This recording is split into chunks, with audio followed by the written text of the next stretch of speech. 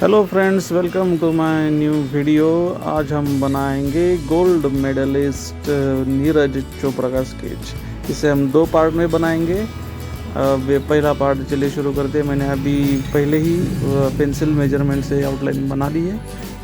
चलो दोस्तों, तो फिर शुरुआत करते हैं स्टेप बाय स्टेप। पहले आँख की तरफ चलते हैं। देखिए, आँख बनाते समय एक बात का ध्यान रखिए कि प्रोपोर्शन तो आप आउटलाइन के समय ही अच्छा खासा देखना चाहिए आपको। नहीं तो बाद में अगर आप डार्क पेंसिल से 4B या 6B से अगर चालू करेंगे तो बाद में आपको इरेज करना बहुत मुश्किल हो जाएगा, क्योंकि इरेज कम से कम हो इस पर आपका ध्यान होना चाहिए। अगर इरेज करते रहेंगे तो पेपर डैमेज हो जाएगा।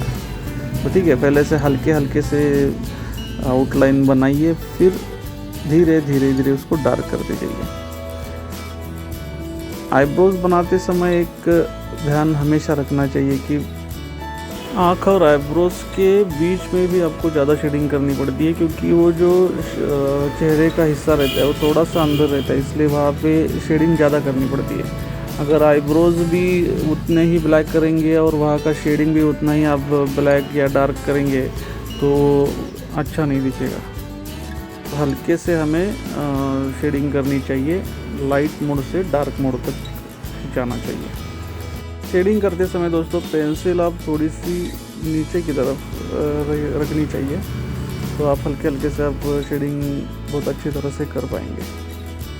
जो स्केच आप दोस्तों रेफरेंस के लिए लेते हैं तो उस स्केच में आपको पहले ये देखना चाहिए कि उसमें से डार्कर एरिया कौन से है, लाइटर एरिया कौन से है, और जो डार्कर एरिया है उन पे आपको फोकस करना है और धीरे धीरे शेड करके करके आपको डार्कर की तरफ जाना है।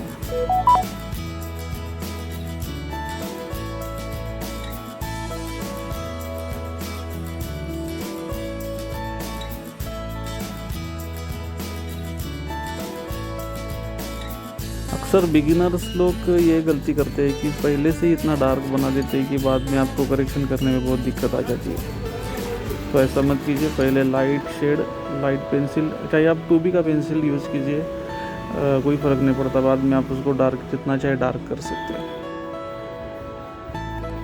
तो दोस्तों मैंने स्केच बनाया है रेगुलर स्केच पेपर पे और स्टैडलर की पेंसिल यूज़ की है, 4B और 6B और 2B और कॉम्बो मोनो इरेजर। और जब आप छोटे छोटे एरिया अगर आप डार्क करने के लिए चालू करते हैं तो आप एक बात हमेशा ध्यान में रखना चाहिए कि हमेशा ही आपकी पेंसिल पूरी पॉइंटेड होनी चाहिए। अगर वो ज़रा भी मोटी रहेगी तो वहाँ पे आप एक्यूरेसी नहीं ला सकते। अगर आप दोस्तों हमेशा कोई भी आप रेफरेंस इमेज देखेंगे तो उसमें ऊपर के जो लिप्स होते हैं तो हमेशा डार्क रहते हैं, जबकि नीचे वाले जो लिप्स होते हैं वो इतना डार्क नहीं रहते जितने ऊपर वाले होते हैं।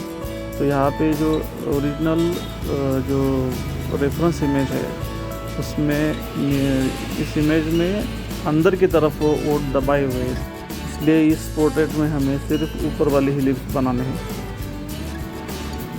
अभी तक इसमें हमने अभी कोई भी टूल यूज़ नहीं किया है, सिर्फ पेंसिल 2B 4B और 6B यूज़ कर रहे हैं और एक क्रॉस हैचिंग हम करते जा रहे हैं आगे।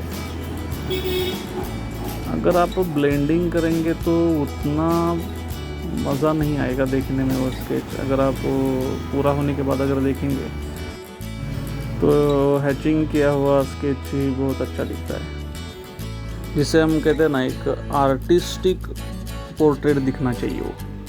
अगर आप ब्लेंड करेंगे तो उस पर वो ऐसा ग्लॉसी वो फ़ोटो की तरह दिखेगा। हाँ, हमें फ़ोटो की इमेज को रेफरेंस के तौर पे लेना है, लेकिन एक्यूरेट फ़ोटो की तरह नहीं बनाना है। हमारा भी उसमें जो कोई आर्ट है वो उसमें डालना है। अगर आप क्रॉस हैशिंग करेंगे तो क्रॉस हैशिंग करके ही हमें अब वो शेडिंग बनाना है। अब आप ब्लेंडिंग स्टम्प यूज़ कर सकते हैं, आप ब्रश यूज़ कर सकते हैं, उसका भी मैं आपको अलग से ट्यूटोरियल बनाऊंगा। लेकिन यहाँ पे मैंने सिर्फ पेंसिल ही यूज़ किया है, अभी ना टिश्यू पेपर यूज़ किया है, ना ब्लेंडिंग स्टम्प यूज़ किया है, ना ब्रश यूज़ किया है।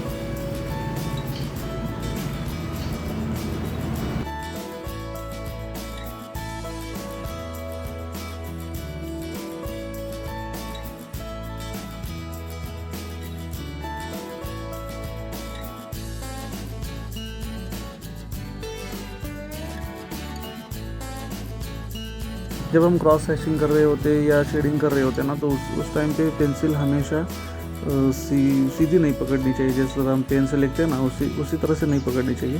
पेंसिल एकदम नीचे की तरफ रखनी चाहिए और इस तरह से आपको ये शेडिंग करनी चाहिए या फिर क्रॉस हैशिंग करना चाहिए। एकदम हल्का हल्का आपको शेडिंग करना है पहले। तो चलिए दोस्त, अभी इतना तो कंप्लीट हो गया है, कम से कम 50% आप इसको कह सकते हैं।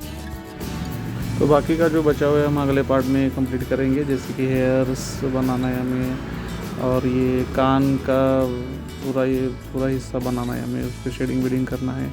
ये लेफ़्ट हैंड जो आपको दिख रहा है वो बनाना है।